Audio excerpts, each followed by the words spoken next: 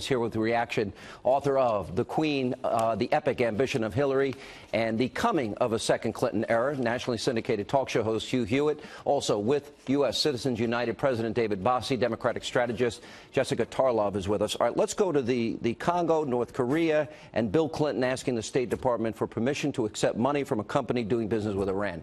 Does that show how greedy they are, how connected maybe this might be to the foundation? I'll tell you, Sean, I've been investigating the Clintons since the 90s, and when I read these emails, I was shocked. And I've seen them do a lot of things. And when I saw the tangled web that is really the Clinton machine, what they would be willing to do, Bill Clinton was willing to take money from the Congo and from North Korea, and he was going to hide it.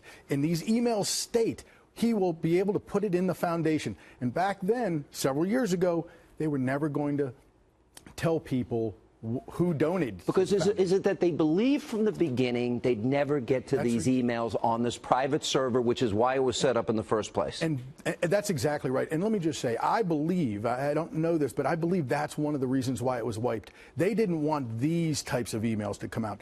I don't know about the secure nature of it, and those elements we're going to find out with the FBI investigation. But these are the types of things that are incredibly embarrassing. All right, let me go to you, Jessica.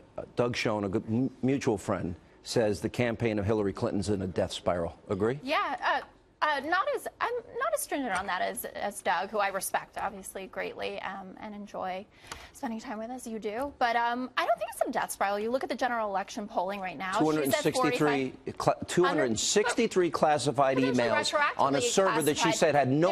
Her original statement was that I have neither sent nor received anything classified. I understand, and there is no doubt that there are mistakes on every level here. She should have never had a private server. She should have never said she had one device. A mistake or a law broken? Because the law says you cannot. Yes, I understand the law says that, but there are. Michael Mukasey gave an interview. We're going to play him in the next segment. Where he said, knowing what he knows today, that he wouldn't bring charges. David Ignatius wrote a piece in the Washington Post saying that he spoke to a number of national security. What we're seeing here is the unraveling of the Clinton machine. Breitbart just broke a story this evening that is that they shared the same server, the foundation, Hillary Clinton. I have it right here. They shared an email network with the Clinton Foundation. That's a tremendous story, and we need to figure that out and drill down into that story. So this is a death by 1,000 cuts. I agree with you, and I think it's going to keep coming because they keep releasing it in bits and dribs and drabs. Hugh Hewitt, your thoughts? Do you get to the legal point? Now it's a criminal investigation. We're told it's the FBI A team that's investigating this. How much legal jeopardy is she facing beside the political fallout? Enormous legal jeopardy, Sean. Not only are those 33,000 emails unaccounted for, that system was not secure. And Rudy Giuliani will tell you, I was at the Department of Justice at the same time that Rudy was the Associate Attorney General. I had SCI, Sensitive Compartmented Information Clearance. The fact that they mishandled and negligently dealt with this information, which was obviously classified, that Ed Henry report on the Sudanese exchange, that is obviously classified. They obviously knew or ought to have known that what they were dealing with was not being dealt with in accordance with 18 U.S.C. 1924. They have an extraordinary liability here, and it is a sinkhole that continues to expand because we know one other thing.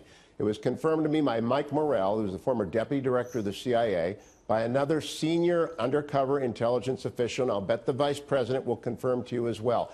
It is beyond certainty that foreign intelligence agencies hostile to the United States knew she maintained that server and accessed everything on that server. By definition, all of the email traffic of the Secretary of State of the United States is high-value intelligence. She put her own political interest and the financial interest of her family ahead of this country. All right, thank you all for being with us. When we